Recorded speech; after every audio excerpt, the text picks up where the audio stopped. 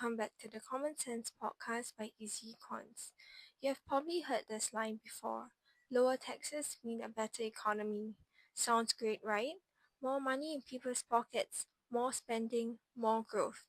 But what if that isn't always true? Today, we're tackling the myth that lower taxes always lead to a stronger economy and exploring why sometimes raising taxes can actually make an economy healthier in the long run. So grab a coffee and let's get into it. Let's be honest, no one likes paying taxes. It feels like money taken away from what you have earned. So naturally, when politicians promise tax cuts for everyone, it sounds like a win. Lower taxes mean more take home pay. That means you can spend more, businesses can invest more, and the economy grows. It's a simple, powerful story, and it's why tax cuts are such a popular policy promise everywhere from the US to Singapore and to the Philippines. But like most simple stories in economics, it leaves out a big part of the picture. Here's the truth: taxes aren't just about taking money from people.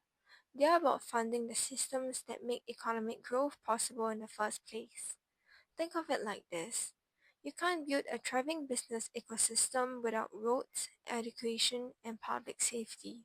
You can't have a productive workforce without healthcare, infrastructure, and social stability. And who pays for all that? Taxes. When governments cut taxes too much, they often end up cutting spending on these essentials.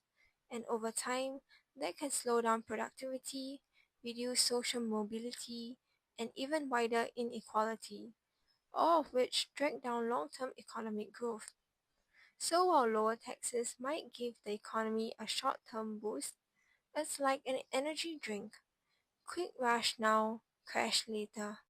Let's look at a real-world case: Kansas, USA in 2012. The state government slashed taxes massively, promising it would unleash growth. They called it the Kansas experiment.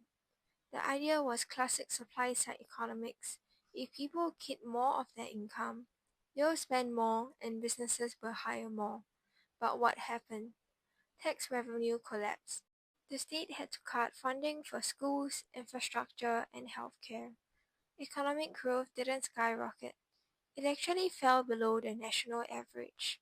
Eventually, Kansas had to reverse the tax cuts because the state was running out of money. The lesson: you can't starve your government and expect your economy to thrive. Now, let's flip the script.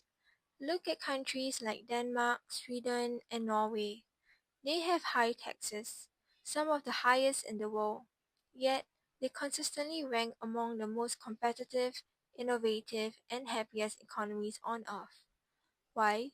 Because the taxes they collect are reinvested into strong public systems, universal healthcare, education, childcare, and social safety nets.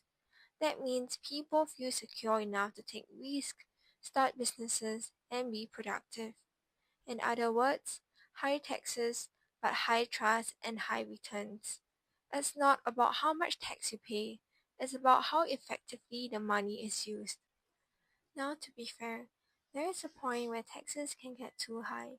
If rates are excessive, they can discourage investment, innovation, and hard work. That's why economists often talk about the Laffer curve. It shows that there is an optimal level of taxation where governments collect the most revenue without hurting productivity. So the real debate shouldn't be low taxes versus high taxes.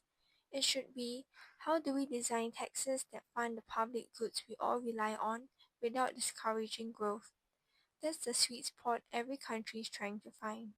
Next, Singapore is known for low income tax rates, but it also has a wide range of taxes like GST, property taxes, and car ownership levies.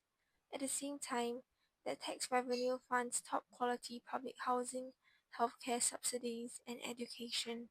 So even with relatively low tax rates, the system works because the money collected is spent efficiently and transparently.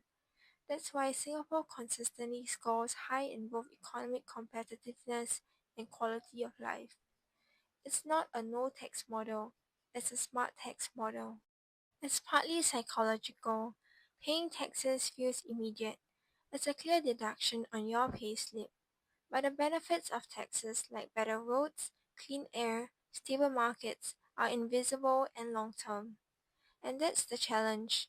It's easy to see the cost of taxes, but hard to see the benefits. So people focus on what they lose, not what they gain. So, what should you actually take away from all this? Taxes aren't the enemy of growth. Badly designed taxes are. A healthy economy isn't one where everyone pays the least taxes possible. It's one where taxes are fair, efficient, and used to build the foundations for opportunity, like education, healthcare, infrastructure, and innovation. When done right, taxes are an investment in our collective prosperity. So next time someone says lower taxes equal better economy, you can say, actually, it depends on how those taxes are spent. That's it for today's episode of the Common Sense podcast by Ezyecons. If you enjoyed this meal fasting session, share it with a friend who thinks all taxes are evil, and make sure to subscribe. Until next time, keep questioning, keep thinking, and remember, economics isn't just about money. It's about how we build better societies.